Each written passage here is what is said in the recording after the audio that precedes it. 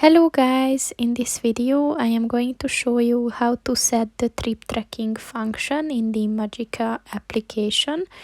But first I just want to mention, don't forget to subscribe to my channel because at 10,000 subscribers I am going to show you my whole YouTube revenue statistics and growth strategy, as well as how to make money online.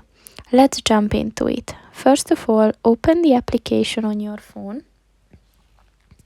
Then click on the button at the bottom of the page on the right. Then click on the trip tracking button.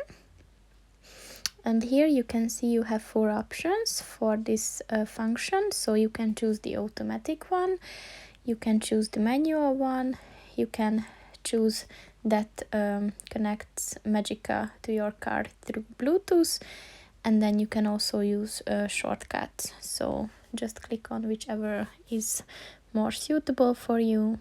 And that's pretty much it for this video, guys. See you in the next one. Goodbye.